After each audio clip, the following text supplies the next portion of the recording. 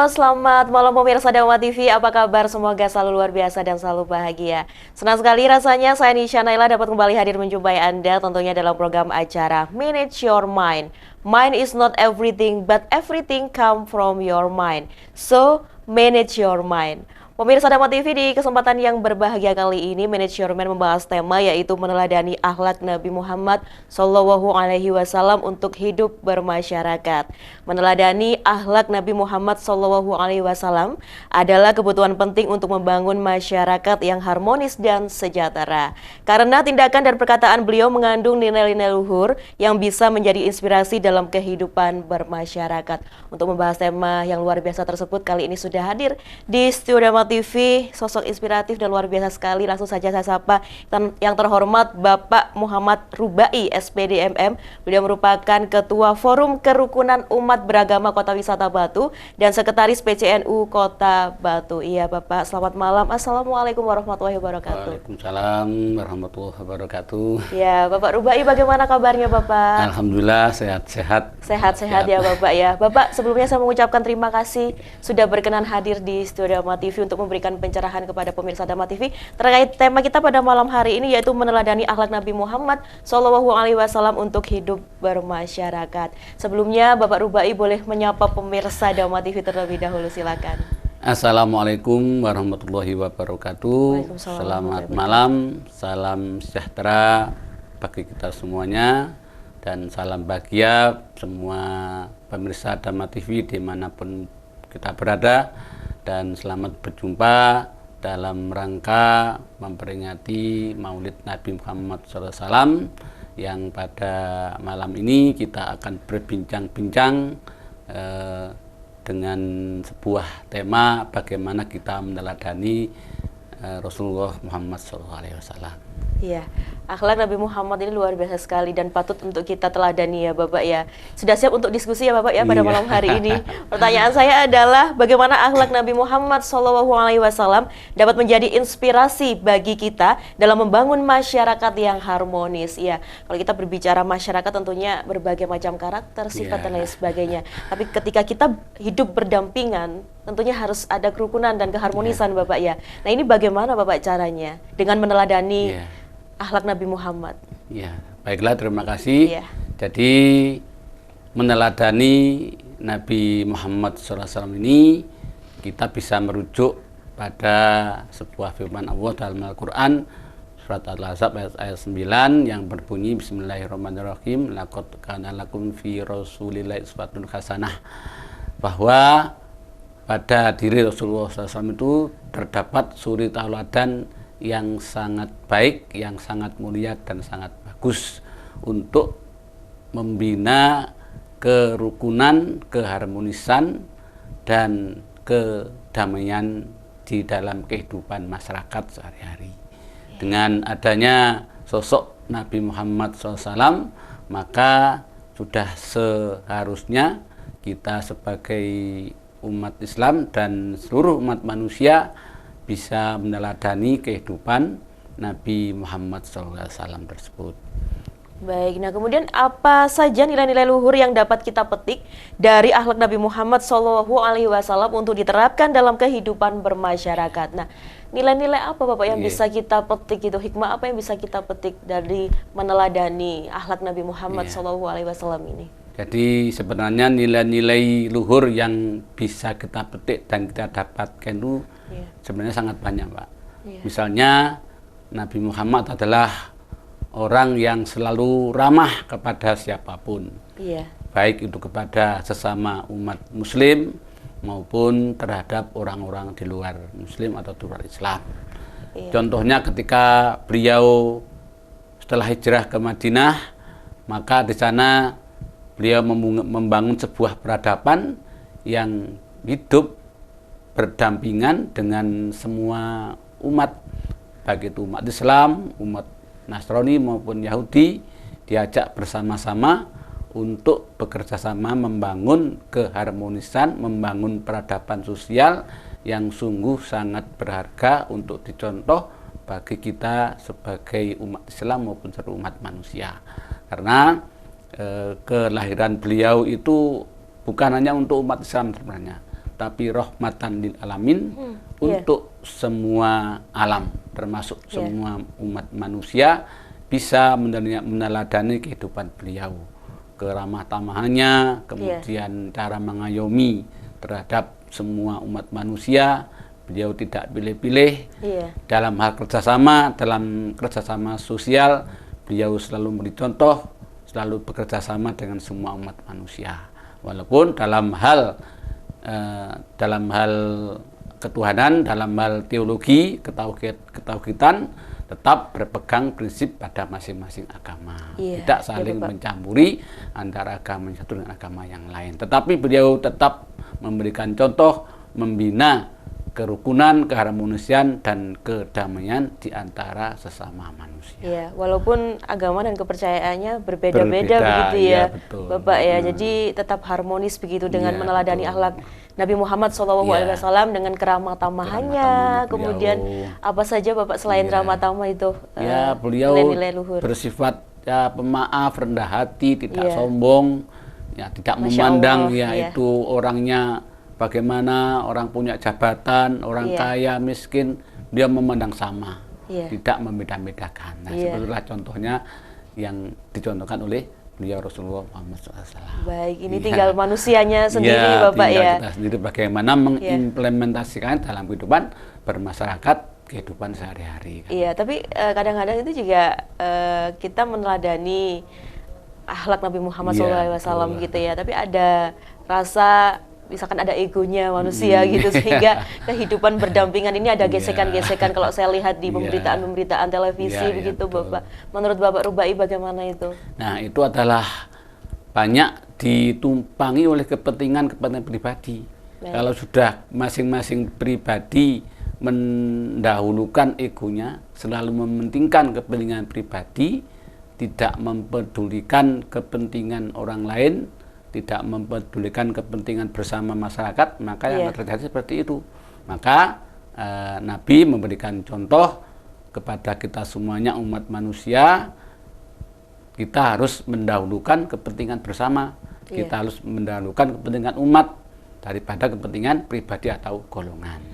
Nah, sehingga dengan kita lebih dahulu mendahulukan kepentingan bersama, mendahulukan kepentingan masyarakat, maka insya Allah akan terjadi kesetaraan hidup, akan terjadi kesamaan hidup di berbagai bidang, sehingga antar manusia di masyarakat akan bisa hidup berdampingan. Komunikasi ini Bapak ya, komunikasi horizontal ya. Horizontal yang betul itu. Habuminan nas habuminan nasnya harus dibangun dengan sebaik-baiknya.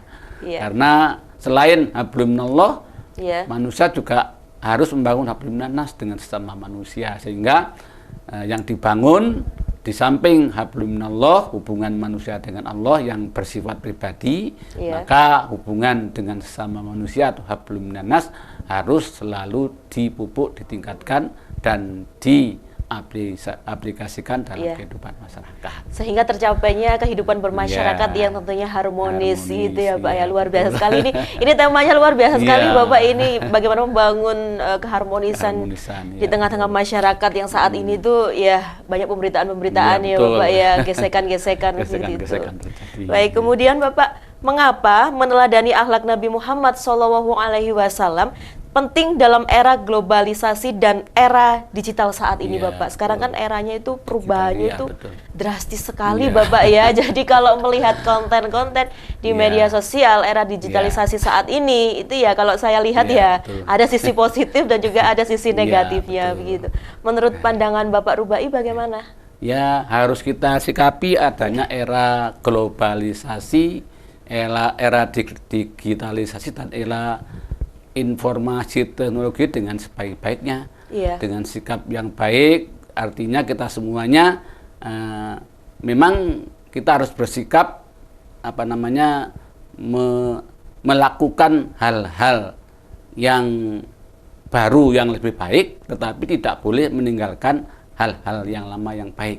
Jadi dalam sikap kehidupan manusia yang baik harus bisa memilah dan memilih mana yang terbaik untuk dirinya, untuk masyarakatnya. Artinya manusia harus bisa menimbang hal-hal yang lama yang masih baik, harus tetap dilestarikan, jangan sampai dihilangkan. Tetapi juga harus mau menerima hal-hal yang baru yang lebih baik.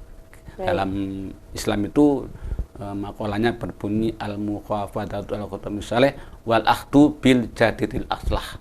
Dalam kehidupan ini kita harus tetap memelihara, melestarikan dan juga melakukan hal-hal yang lama yang masih baik. Tetapi kita juga tidak boleh alergi dengan hal-hal yang baru yang lebih baik. Misalnya perkembangan teknologi, digitalisasi dan globalisasi itu memang suatu keniscayaan yang harus kita ikuti perkembangannya. Nah, bagaimana perkembangan digitalisasi, teknologi dan globalisasi ini tidak mengerus akhlak kita, tidak mengerus prinsip-prinsip hidup kita sebagai umat Islam maupun sebagai umat manusia yang harus memberikan manfaat kepada manusia lain. Kalau kita abaikan, sudah nggak usah melakukan hal-hal yang lama, karena yang lama semuanya tidak baik. Kita yang baru saja yang kita lakukan itu juga tidak bagus juga, karena hal-hal yang lama masih ada yang baik. Seperti misalnya nasihat leluhur kita, contoh-contoh dari nenek moyang kita, dari nenek, ayah dan ibu kita itu kan masih banyak yang bagus. Tetap kita laksanakan, kita patuhi, tetapi hal-hal yang baru yang lebih baik juga harus kita sambut, juga kita laksanakan bersama-sama demi kebaikan, kesejahteraan umat manusia. Luar biasa sekali. Jadi walaupun di tengah-tengah era globalisasi, digitalisasi, tetap harus ada kontrol begitu kah, Bapak Rubai? Kontrol itu, self control harus tetap dilaksanakan. Terutama untuk anak muda, Bapak ini, Bapak terutama bagi anak muda. Jadi bagaimana mengkontrol diri sebaik mungkin di era digitalisasi itu dengan cara meneladani akhlak Nabi Muhammad ya, Bapak ya. Apa saja akhlaknya yang perlu kita contoh walaupun di tengah era digitalisasi saat ini? Ya Bapak mohon dijawab Bapak ya, karena ada yang mau lewat satu ini. Tunggu dulu. Tetap dalam program acara Manage Your Mind.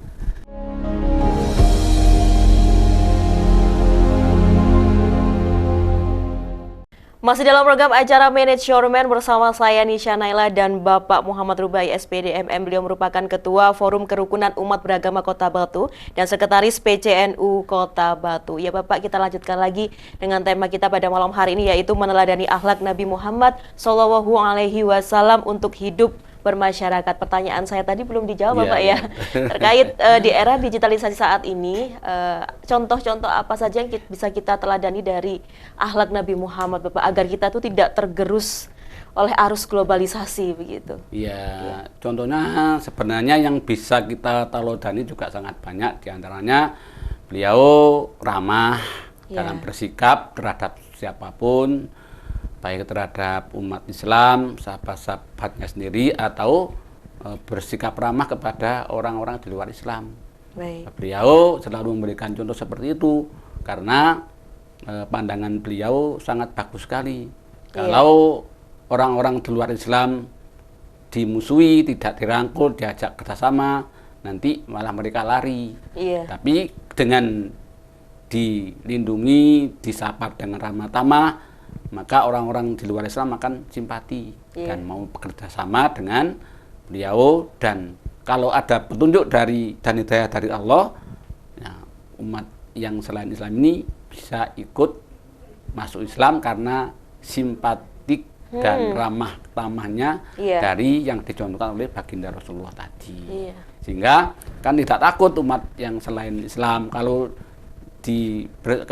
disikapi dengan hal yang tidak baik, misalnya dengan keras, dengan misalnya marah-marah, maka mereka akan lari, tidak akan mau ikut ke arah Nabi Muhammad SAW dan tidak tertarik kepada Islam. Karena Nabi Muhammad memberi contoh yang bagus dengan ramah tamah, menyapa dengan siapapun, baik itu umat Islam maupun umat yang lain, disapa dengan bagus, dengan ramah tamah, maka akhirnya mereka simpatis dan akhirnya dengan sendirinya tanpa dipaksa ikut ajaran masuk Islam, kan seperti itu. Jadi ada pendekatannya itu secara halus begitu ya Pak ya, tidak dengan kekerasan ya. Dengan kekerasan. Ya luar biasa Ya. sekali ya Bapak. Ya semoga Iya. kita bisa meneladani Iya, akhlak iya. Nabi Muhammad Amin, amin. SAW. Baik, kita lanjutkan lagi Bapak. Apa saja contoh konkret dan bagaimana akhlak Nabi Muhammad dapat diterapkan dalam kehidupan sehari-hari di masyarakat? Iya. Konkretnya itu seperti apa Ya, Bapak? contoh konkret atau contoh nyatanya dalam Iya. kehidupan bermasyarakat sejarah itu sangat banyak sekali. Iya. Misalnya kita dalam hidup berdampingan dengan orang berlainan agama. Biasanya kita punya tetangga yang non-muslim. Iya. Kita harus tetap menghormati dan bekerja sama dengan tetangga kita yang non-muslim itu Iya. sepanjang tidak melanggar hal-hal yang bersifat teologi atau ketauhidan. Misalnya Baik. kerjasama di bidang sosial, kerjasama di bidang perdagangan itu boleh Iya. dengan kerjasama yang baik, ya, hidup berdampingan selama orang-orang di luar Islam itu tidak mengganggu kita selaku umat Islam, kita Iya. juga tidak boleh mengganggu. Kita ajak mereka kerjasama yang bagus, ya, dalam hal sosial, misalnya berdagang, bisnis dan sebagainya itu tetap kita rangkul, kita ajak kerjasama. Baik. Sehingga ini menjadi contoh yang konkret dalam kehidupan sehari-hari. Baik, Seperti begitu itu. ya. Jadi membina toleransi Iya, begitu ya betul. antar umat beragama Antar umat begitu ya beragama. Bapak ya. Nah, kalau itu tadi dari segi sosial dan bisnis yang Iya, Bapak betul. sampaikan. Misalkan kalau dalam hal keagamaan Bapak, misalkan perayaan hari Ya. raya Idul Fitri, Ya. kemudian ada juga perayaan Natal Ya, begitu. Nah, ini ya. sikap kita walaupun berbeda agama, Ya. harusnya bagaimana Bapak untuk menjalin kehidupan yang harmonis seperti itu? Nah, kalau dalam hal ibadah, Iya. kita boleh membantu di luar ritual mereka. Baik. Artinya begini, misalnya ada umat Islam merayakan Idul Fitri. Iya. Ya, maka umat-umat yang lain atau kelompok-kelompok pemuda umat di luar Islam, misalnya pemuda Kristen, pemuda Hindu yang namanya pecalang, Iya. misalnya mereka membantu mengatur parkir, Iya. membantu mengatur konsumsi, itu Iya. boleh. Iya. Sepanjang tidak ikut campur dalam perayaan atau ibadah ritual peringatan agama tadi. Baik. Itu sudah terjadi, saling seperti itu sudah terjadi. Di Kota Batu misalnya, Iya. misalnya Hari Raya Idul Fitri, itu teman-teman dari pemuda Kristen, pemuda Katolik, pemuda Hindu namanya pecalang, itu Iya. datang ke halaman masjid, mengatur Iya. parkir, mengatur konsumsinya, mengatur sandalnya para jamaah supaya tidak hilang, itu sudah Baik. terbiasa di Batu. Iya, iya, Mungkin iya. di Malang Raya juga demikian. Iya, iya. Nah, itu salah satu contoh konkret dari pelaksanaan contoh yang diberikan oleh Nabi Muhammad SAW. Teladan Iya. yang diberikan oleh Nabi Muhammad SAW dalam rangka membina kehidupan yang rukun dan harmonis dan saling bertoleransi tadi. Iya, alangkah indahnya Bapak ya, kalau itu bisa Iya. terwujud selalu Ya. tidak ada gesekan begitu Iya, ya. Jadi betul. manusia ada kesadaran bagaimana membina Iya. toleransi Iya, begitu, betul. tidak ada perbedaan begitu Bapak Iya, ya. iya. Luar biasa sekali. Itu juga yang sudah Bapak lakukan ya, Iya. selaku ketua forum Kerukunan kerukunan umat beragama. umat beragama Iya. begitu ya. Sejauh Iya. ini seperti itu Bapak ya, Iya, membina betul. hubungan masyarakat. Ya. Ya bisa di-share kepada pemirsa Dawa TV Bapak sejauh ini bagaimana Ya, Bapak? jadi sejauh ini Iya. kami khususnya di Kota Batu, Iya. antar umat beragama saling bekerja sama Iya. dalam hal-hal sosial maupun ibadah yang di luar ritual ibadah masing-masing Iya. agama. Seperti kita contohkan tadi, kalau misalnya hari Idul Fitri, misalnya teman-teman dari pemuda Katolik, pemuda Hindu, pemuda Kristen itu bekerja sama untuk saling mendukung, misalnya menjaga parkirnya, menjaga sandalnya, dan sebagainya itu. Iya. Nah, demikian juga ketika ada upacara Natal misalnya, Iya. teman-teman dari Banser, teman-teman dari Pecalang, teman-teman dari Buddha itu datang ke sekitar gereja untuk mengatur lalu lintas, mengatur parkirnya dan sebagainya seperti itu. Berarti Yang penting tidak masuk dalam ibadah ritual peringatan Iya, itu. Kalau baik. masuk ke peringatan ritual ya tidak boleh tentunya, Iya. karena masing-masing agama kan punya Betul. cara beribadah sendiri Iya, yang harus iya. kita hormati bersama-sama. Baik, terima kasih Bapak. Pertanyaan saya selanjutnya, bagaimana kita dapat menumbuhkan kesadaran dan semangat untuk meneladani akhlak Nabi Muhammad SAW di tengah masyarakat, Ya. Bapak? Itu bagaimana ini? Nah, kita bisa menumbuhkan semangat keteladanan Iya. terhadap Nabi Muhammad itu dengan cara kita memberikan motivasi memberikan edukasi kepada para pelajar, generasi muda, para santri pondok pesantren yang mereka mungkin kurang paham arti daripada keharmonisan hidup, maka mereka kita beri motivasi agar terutama generasi muda dari berbagai umat beragama itu lebih memahami dan sekaligus bisa mempraktekkan suasana kerukunan dan keharmonisan hidup antar umat manusia yang sudah ditauladankan oleh Nabi besar Muhammad SAW. Nah, contoh konkretnya semangat itu bagaimana, Bapak? Ya, kita semangat.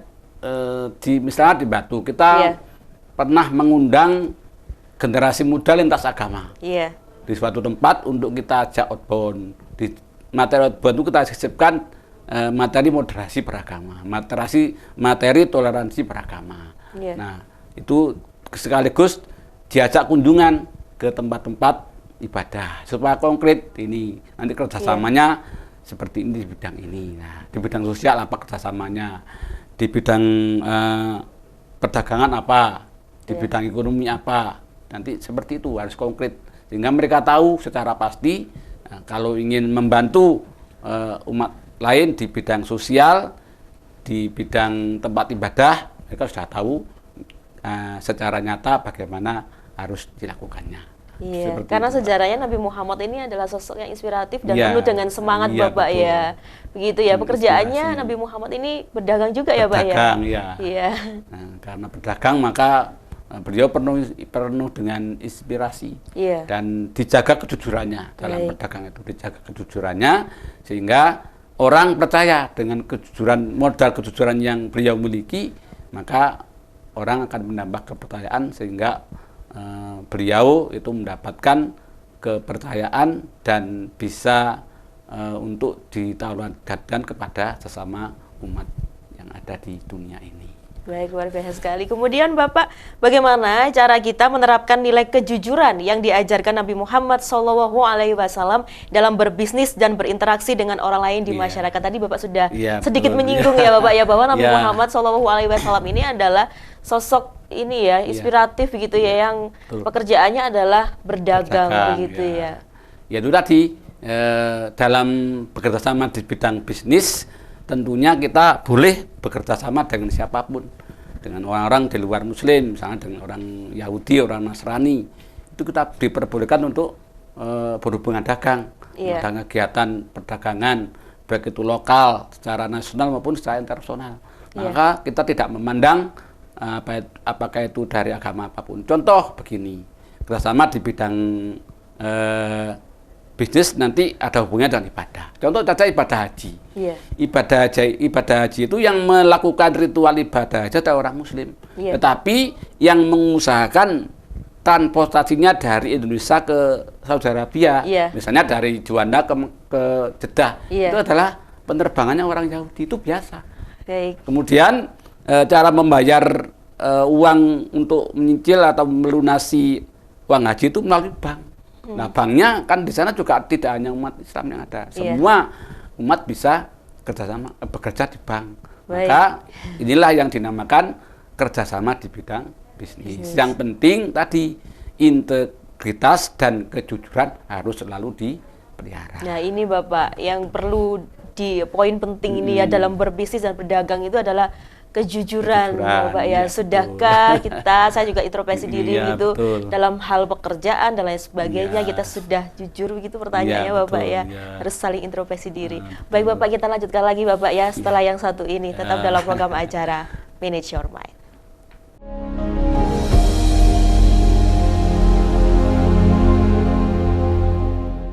Terima kasih Anda masih bersama kami dalam program acara Manage Your Mind. Mind is not everything, but everything come from your mind. Bersama saya Nisha Naila dan Bapak Muhammad Rubai SPD MM. Beliau merupakan Ketua Forum Kerukunan Umat Beragama Kota Batu dan Sekretaris PCNU Kota Batu. Dengan tema kita pada malam hari ini pemirsa, yaitu meneladani akhlak Nabi Muhammad SAW untuk hidup bermasyarakat. Ya Bapak, kita lanjutkan lagi Bapak ya, karena ada beberapa yang masih saya tanyakan terkait akhlak Nabi Muhammad SAW yang patut kita teladani begitu. Tadi kita sudah membahas bagaimana sosok tauladan Nabi Muhammad ini dalam berbisnis dan berdagang begitu ya. Poinnya adalah kejujuran Bapak ya. Kejujuran itu utama Bapak ya. Ada kata-kata seperti ini Bapak. Iya. Jujur itu pahit gitu ya. Iya betul. Jujur itu pahit ya. Tapi kalau dilaksanakan nanti hasilnya akan menjadi manis. Iya, betul-betul. Lebih baik kita jujur dari awal, Iya, Bapak betul. ya. Iya, daripada nanti tidak jujur. Iya. Apalagi dalam berbisnis itu, Bapak ya. Iya, betul. Membangun kepercayaan itu Ya. ya susah juga ya. Ya, luar biasa sekali. Bapak, kita lanjutkan lagi dengan pertanyaan saya berikutnya, yaitu bagaimana kita meneladani sikap toleransi dan saling menghormati yang ditunjukkan Nabi Muhammad SAW dalam menghadapi perbedaan di masyarakat. Yeah. Tentunya kita bermasyarakat itu kan beda Bapak ya. Tadi Bapak sudah menyinggung juga begitu bahwa di Indonesia sendiri ini memang Islam ini adalah mayoritas begitu ya. Betul. Tapi ada agama-agama lain Betul. Bapak ya yang perlu kita juga menghargai, Okay. menghormati begitu. Nah, ini bagaimana Bapak kita meneladani sikap toleransi, saling menghormati yang ditunjukkan Nabi Muhammad SAW dalam menghadapi perbedaan di masyarakat. Ya, betul. Ya. Nabi Muhammad adalah sosok yang sangat toleransi. Baik. Ketika beliau mendakwahkan agama Islam, Iya. dia juga tidak memaksakan kehendak. Memang di dalam Islam sudah jelas dalilnya la ikraha fiddin, tidak ada paksaan dalam agama. Baik. Tugas dari kita, tugas dari beliau Nabi Muhammad SAW, termasuk tugas saya dan kita sebagai umat Islam, para muballigh adalah hanya menyampaikan. Masalah nanti orang yang diajak mau atau tidak, kita tidak boleh memaksa. Itu adalah hidayah, urusan dari Allah Subhanahu wa taala. Dan juga dalam Al-Qur'an sudah jelaskan lakum dinukum waliyadin. Iya. Bagi kamu adalah agamamu dan bagi kami adalah agama kami. Artinya Iya.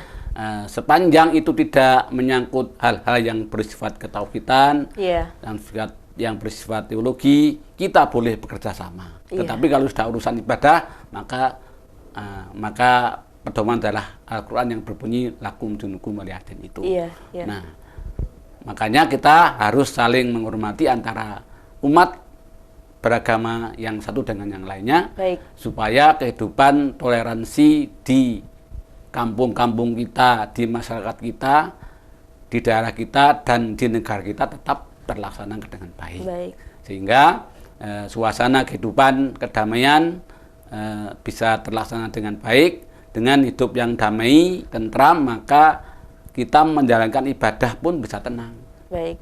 Kita bisa ambil contoh misalnya, kalau kita melihat berita-berita di televisi, di sosmed itu, Iya. di Timur Tengah misalnya, di Palestina saja. Iya, iya. Di sana kan mau ibadah tidak tenang. Iya, Mau iya. sholat baru takbiratul Allahu Akbar terdengar bom dan Iya, sebagainya. iya. Kenapa? Betul. Karena menurut saya di sana kehidupan toleransi kurang terlaksana dengan baik. Beda kalau dengan di Indonesia, di daerah kita. Iya. Kita bisa berdampingan rumah ibadah yang satu dengan yang lain. Contohnya di Kota Malang. Iya. Di dekat alun-alun itu ada masjid umat Islam dan sebenarnya ada gereja. Iya, iya. Itu sudah biasa di daerah kita, di negara kita. Iya. Maka itulah salah satu tauladan yang dicontohkan oleh beliau Rasulullah SAW untuk tetap berdampingan dengan sesama manusia walaupun dengan umat yang lain yang berbeda agama. Nah, itu sudah diambil contohnya di Indonesia. Iya. Di Pulau Jawa, di mana-mana di Indonesia yang dari Sabang sampai Merauke itu sudah terbiasa. Di Kota Batu misalnya itu ada rumah ibadah yang saling berdekatan. Iya. Misalnya di Desa Mojorejo itu ada vihara, masjid dan gereja yang saling berdekatan. Sehingga di sana dibuat sebuah percontohan desa sadar kerukunan umat beragama.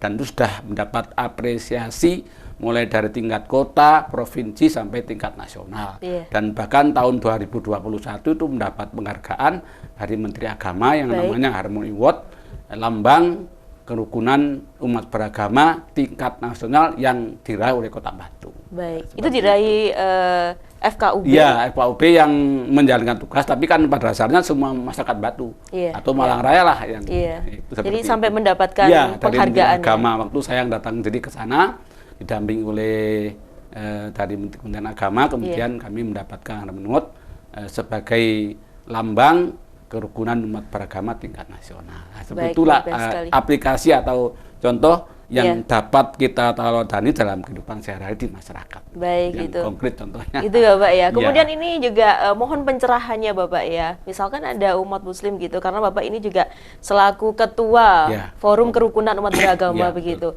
Misalkan kita memberikan tauladan begitu ya, tauladan kepada masyarakat seperti itu dengan meneladani Nabi Muhammad dengan cara misalkan perayaan Natal, kemudian kita mengucapkan Selamat Hari Natal. Iya. Apakah itu diperbolehkan Ya. untuk menjaga keharmonisan antar umat beragama Ya. itu Bapak?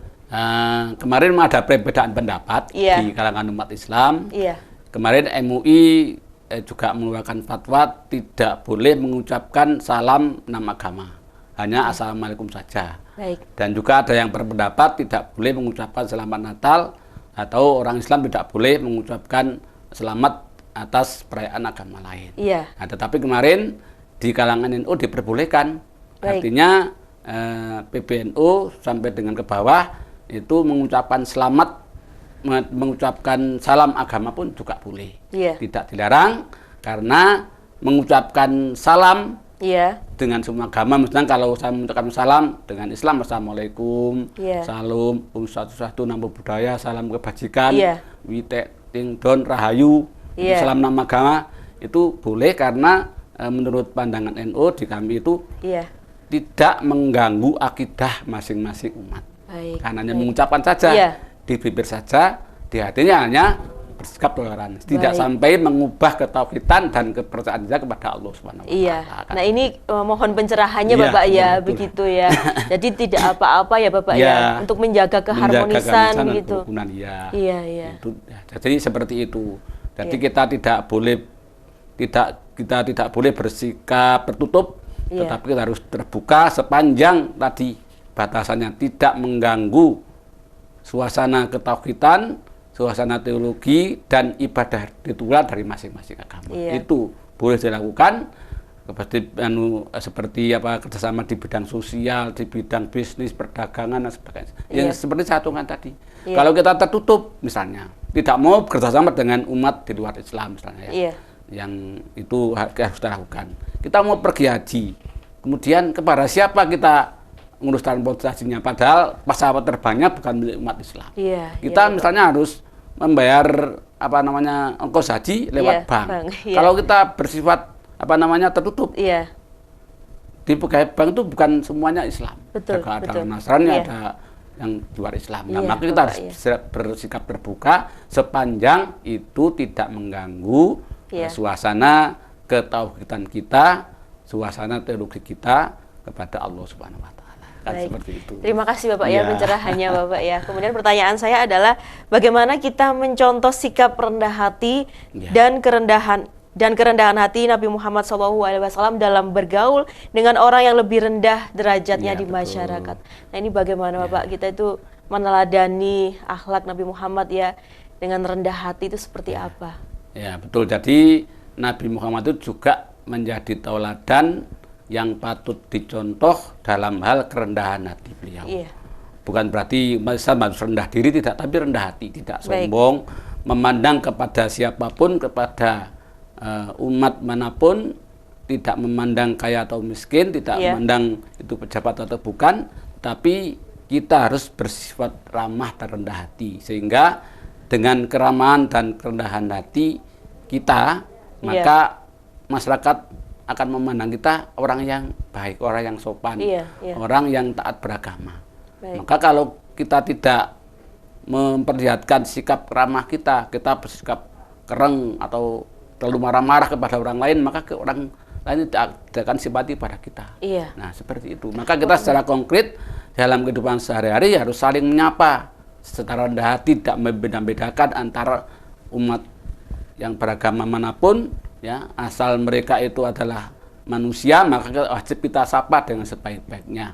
Tidak boleh kita memandang itu orang kaya atau orang miskin, orang itu pejabat atau rakyat biasa. Iya. Semuanya kita sapa dengan penuh kerendahan hati. Iya. Begitu. Walaupun derajatnya mungkin lebih rendah Iya, begitu ya Bapak iya, ya, tetap betul. rendah hati. Nah ini Iya. bagaimana Bapak bergaul dengan orang yang lebih rendah derajatnya di masyarakat itu seperti apa Bapak? Kalau dengan orang yang misalkan berpangkat itu kan kita bagaimana ya Bapak ya, Iya. seperti ramah begitu. Iya. Tapi bagaimana menjalin komunikasi bergaul dengan orang yang Iya. derajatnya lebih rendah begitu Bapak? Ya, kalau kita mau menteladani Nabi Muhammad, Iya. maka orang yang derajatnya lebih rendah pun kita ajak untuk berkomunikasi, untuk kerjasama.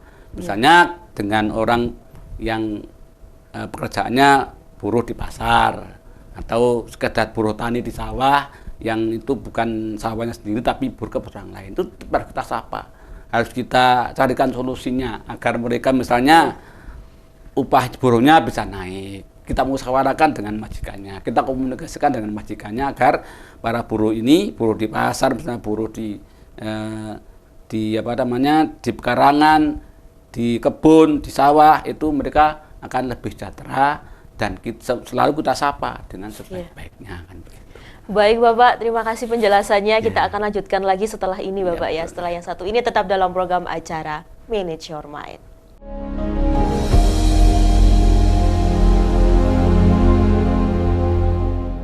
Terima kasih Anda masih bersama kami dalam program acara Manage Your Mind bersama saya Nisha Naila dan Bapak Rubai. Ya Bapak, kita lanjutkan lagi ini segmen terakhir sebelum pukul 8 malam ini, tapi masih banyak pertanyaan yang belum saya tanyakan. Kita lanjutkan lagi diskusi kita pada malam hari ini ya Bapak ya. Bagaimana meneladani akhlak Nabi Muhammad SAW seperti itu. Pertanyaan saya tadi bisa dilanjutkan Bapak terkait dengan untuk bagaimana menjalin komunikasi dan bergaul dengan orang yang lebih rendah derajatnya, begitu Bapak. Dengan cara seperti apa, mungkin ada teknik-teknik komunikasi lain begitu yang bisa Bapak sampaikan. Ya, teknik-teknik atau trik-trik yang bisa kita lakukan untuk menyapa orang-orang yang lebih rendah derajat kepada kita. Sebenarnya kalau kita ambil intinya, orang itu sama Mbak. Tidak ada yang lebih rendah derajatnya atau lebih tinggi. Betul. Karena sesama manusia, hanya saja mungkin beda pekerjaan, ya beda waktu saja. Gilirannya nanti seorang itu kan sekali bisa di bawah atau di atas, roda berputar itu. Tapi kita juga mensikapi bagaimana kalau kita ketemu dengan orang yang misalnya lebih rendah dari kita dalam pandangan manusia, itu toh, karena pandangan Allah kan semua itu sama. Ya, kita ajak mereka untuk komunikasi, kita ajak mereka untuk berunding. Kita tanya misalnya kalau seorang buruh tani, misalnya kita tanya sekali-kali upahnya berapa, kemudian jam kerjanya jam berapa sampai jam berapa, sudah sesuai enggak antara yang kerjakan dengan upah yang diperoleh. Kalau belum, kita usahakan kepada juragan atau majikannya agar kesejahteraan para buruh ini ditingkatkan, maupun baik itu yang ada di kebun, di sawah maupun di pasar misalnya, itu akan mengangkat derajat orang-orang yang di bawah dan mereka akan simpati kepada Islam dan simpati kepada ajaran kita. Itu cara mengajaknya, tidak kita paksa tapi kita rangkul, kita cari apa kebutuhan mereka. Kalau bisa kita penuhi, kalau tidak kita carikan, solusikan kepada orang lain. Luar biasa sekali. Jadi manusia di mata Allah Subhanahu wa Ta'ala ini sama ya Bapak ya, sama derajatnya Bapak ya. Baik, kita lanjutkan lagi. Bagaimana kita dapat meneladani sikap sabar dan memaafkan yang diajarkan Nabi Muhammad SAW dalam menghadapi konflik dan perselisihan di masyarakat. Bapak, memaafkan itu kadang-kadang susah ya. Kadang-kadang kita melakukan sebuah kesalahan begitu ya, baik itu kesalahan yang kecil maupun besar, itu sebagai manusia itu ada rasa ego, tidak mau memaafkan begitu, tidak ada maaf bagimu gitu. Kadang-kadang ada kata-kata Bapak seperti itu. Nah, ini bagaimana meneladani sikap sabar dan memaafkan yang diajarkan Nabi Muhammad SAW. Bagaimana Bapak caranya? Dan memang kita harus meneladani beliau Rasulullah SAW dalam hal pemaaf ini, dari bagaimana Rasulullah memaafkan kepada orang yang punya salah kepada beliau, beliau nggak dendam tapi dimaafkan. Artinya kita dalam kehidupan sehari-hari kan sering terjadi gesekan, terjadi kesalahan-kesalahan kecil maupun besar, maka ini kita harus berjiwa besar, berjiwa pemaaf, jangan punya jiwa yang pendendam. Kalau sudah selesai ya sudah selesai, dimaafkan gitu. Tapi kan ini tidak semua orang bisa melakukan. Betul. Ya, kadang-kadang orang mengukur kesalahanmu gede kok dimaafkan saja, harus ditebus kan ya. Nah, beliau Rasulullah itu memberikan tauladan, beliau adalah orang yang pemaaf. Suatu ketika beliau itu disakiti oleh orang lain, tetangganya begitu, diludahi, diludahi. Tapi Rasulullah tidak benci, tidak dendam. Bahkan suatu ketika dicari orang yang meludahi tiap hari ini. Nah, ternyata setelah ditanyakan kepada sahabatnya, kemana orang yang setiap pagi meludahi saya itu kok tidak meludahi lagi. Nah, dikatakan oleh sahabat, sakit Rasulullah, dijenguk oleh Rasulullah nih. Dijenguk, dibawakan buah-buahan, kurma dan sebagainya. Akhirnya orang ini simpati kepada beliau dan minta maaf lah orang ini. Nah, bagaimana kita secara konkret di masalah itu kita memberi maaf sebelum orang yang punya salah kepada kita meminta maaf, itu yang sebenarnya harus kita lakukan. Nah, itu harus kita latih memang. Maaf itu tidak datang bisa langsung saja, tapi kita latih bagaimana cara memaafkan orang itu sebelum orang yang punya salah kepada kita meminta maaf, kita kalau bisa lebih dahulu sudah memaafkan. Baik, Nabi saja ini memaafkan Bapak ya, Allah saja ini juga maha pemaaf Bapak ya. Betul. Bagaimana ini manusia gitu, manusia biasa itu kadang-kadang sulit Bapak untuk memaafkan, apalagi kesalahannya itu kadang-kadang besar begitu Bapak ya. Jadi kita harus meneladani sikap Nabi Muhammad Bapak ya, dengan sabar saling memaafkan. Itu betul, kita harus lakukan. Kalau kita tidak saling memaafkan, tidak menyadari hal itu, maka nanti akan timbul dendam yang berkesumat, dendam yang bertumpuk akhirnya menjadi pertikaian, perkelahian. Bagaimana bisa kita bayangkan suasana di masyarakat di dunia ini kalau orang saling berdendam, punya dendam yang tidak mau memaafkan kepada orang lain. Makanya jiwa pemaaf itu sangat perlu sekali. Maka Rasulullah SAW, Nabi Muhammad selalu memberikan tauladan, contoh-contoh, beliau adalah seorang pemaaf. Musuhnya pun tidak dengan rasa dendam, tetapi dipandang dengan rasa pemaaf tadi. Akhlak Nabi Muhammad ini sungguh mulia sekali Bapak ya. Pemaaf, sabar, ramah tamah begitu. Boleh tidak Bapak sebagai manusia itu mengidolakan Nabi Muhammad SAW? Boleh saja. Beliau melambangkan adalah idola, atau kalau zaman sekarang role model kan itu. Role model bagi semuanya, terutama harusnya bagi generasi muda itu. Mengidolakan Nabi Muhammad sangat perlu sekali membuat role model, karena pada diri beliau itu sangat terdapat suri-teladan yang bermacam-macam ya kan. Beliau punya akhlak yang sangat bagus, punya pengetahuan dan kecerdasan sangat bagus, maka perlu kita teladani. Maka kita boleh mengidolakan beliau Nabi Muhammad SAW sebagai model atau role model di era globalisasi yang sangat sangat bersaing seperti ini. Gitu.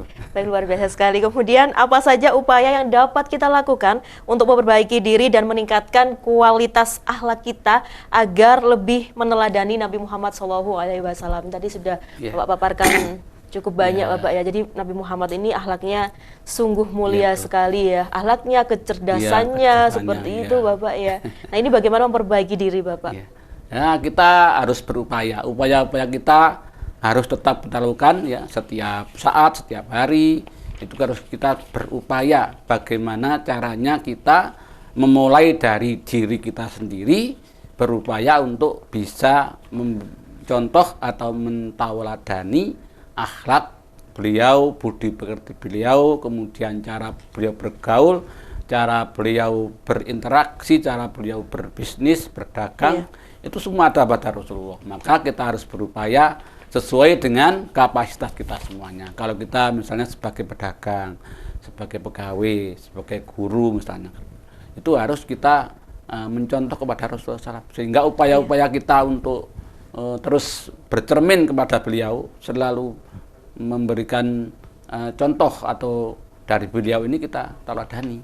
Sehingga upaya-upaya itu bisa kita lakukan hari demi hari, kita perbaiki diri kita, kita perbaiki akhlak kita, sehingga kita suatu ketika bisa mendekati, walaupun tidak bisa 100% ya, karena memang Rasulullah itu adalah sosok manusia yang sempurna, tapi kalau kita kan tidak bisa sempurna. Bapak. Dia adalah orang yang maksum, yang ya bebas dari dosa karena memang selalu berbuat baik. Kalau kita sebagai manusia biasa ya misalnya berupaya terus supaya kita bisa mendekati apa yang dilakukan oleh beliau Rasulullah Muhammad SAW. Iya. Nabi Muhammad ini adalah manusia sempurna, Bapak. Betul. Ya. Kalau kita sebagai manusia biasa misalkan ingin berjumpa dengan sosok beliau itu apakah bisa, Bapak? Ya, perjumpaan itu bermacam-macam. Tidak harus dengan fisik. Bisa dengan batin. Misalnya kita mengirimkan sholawat buat beliau atau kita ikut jamaah-jamaah sholawat di berbagai tempat yang khususnya di Malang yang sudah berbagai macam majelis sholawat yang ada, kita ikut, kita hadiri, kita ikut bacaannya, kita ikuti nadomnya. Maka kita kalau kita resapi sampai kita bisa menangis sebenarnya, maka batin kita akan seolah bertemu dengan Rasulullah. Walaupun secara fisik ya sudah tidak mungkin, tapi kalau secara batin kan masih bisa. Hubungan batin itu lebih dekat daripada hubungan fisik kan seperti itu. Iya, menyentuh sekali ini Bapak. Kemudian apa saja dampak positif yang dapat kita rasakan jika kita berhasil meneladani akhlak Nabi Muhammad SAW dalam kehidupan bermasyarakat? Apa sisi positifnya Bapak dalam kehidupan bermasyarakat ini? Apa yang bisa kita dapatkan gitu? Ya, dampak positifnya saya kira sangat banyak sekali. Artinya kalau kita mau menteladani beliau Nabi Muhammad SAW, maka kehidupan kita akan baik-baik saja. Akan semakin lama semakin baik dan nanti akan bisa menjadi contoh orang lain. Jangan sampai kita tidak bisa menjadi contoh, tidak bisa menjadi harapan bagi orang lain. Jangan sampai kita hanya bisa di masyarakat itu kita hanya bisa membuat onar, membuat kejelekan. Itu berarti kita tidak bisa menteladani kehidupan Rasulullah SAW. Maka dampak-dampak positif itu sebenarnya sangat banyak kalau kita mau meneladani sikap-sikap yang sudah dicontoh oleh Rasulullah. Misalnya secara konkret kalau kita sudah bersikap ramah, maka nanti dampak positifnya kepada umat lain atau manusia yang lainnya, maka orang itu secara positif akan bersifat simpati kepada kita semuanya. Nah, maka dampak-dampak positif itu sebenarnya sangat banyak sekali. Kalau kita mau misalnya rukun, kalau beliau Rasulullah juga mencontohkan sikap rukun, kemudian sikap damai kepada orang lain, maka dampak positifnya nanti kedamaian di dunia ini, kesejukan dunia dan kerukunan serta ketentraman di atas muka bumi yang terwujud. Maka itu dampak-dampak positif yang kita peroleh. Hingga kita di antara semua manusia saling rukun, dengan tetangga kita saling rukun, tidak saling bercerai-berai. Baik Bapak, karena waktunya ini hampir pukul 8 malam ya, sebagai closing statement pertanyaan terakhir saya adalah apa saja tantangan yang kita hadapi dalam meneladani akhlak Nabi Muhammad SAW di era modern saat ini. Silakan Bapak, boleh juga mengucapkan selamat perayaan Maulid Nabi Muhammad SAW. Sebagai closing pada pertemuan malam ini, maka tantangan-tantangan untuk kita dapat mewujudkan menteladani Nabi besar Muhammad SAW ya sangat banyak sekali di era globalisasi, di era teknologi dan digitalisasi ini. Maka kita harus manfaatkan perkembangan teknologi, globalisasi dan digitalisasi dengan sebaik-baiknya. Janganlah sarana informasi dan teknologi ini kita buat sembarangan, tidak bermanfaat untuk diri kita dan untuk orang lain. Oleh karena itulah, maka dalam akhir pertemuan ini kami menyampaikan ucapan selamat merayakan Maulid Nabi besar Muhammad SAW 1440 Hijriah dengan harapan semua umat manusia bisa mencontoh dan mentauladani sikap yang telah dicontohkan oleh Nabi besar Muhammad SAW. Itu demikian mungkin yang bisa saya sampaikan. Terima kasih. Wassalamualaikum warahmatullahi wabarakatuh. Waalaikumsalam warahmatullahi wabarakatuh. Terima kasih sekali lagi kepada yang terhormat Bapak Muhammad Rubai SPD MM. Beliau merupakan Ketua Forum Kerukunan Umat Beragama Batu dan Sekretaris PCNU Kota Batu. Sekali lagi terima kasih Bapak, sehat selalu, sukses selalu, dan kita berjumpa lagi di next episode Bapak ya. Terima kasih.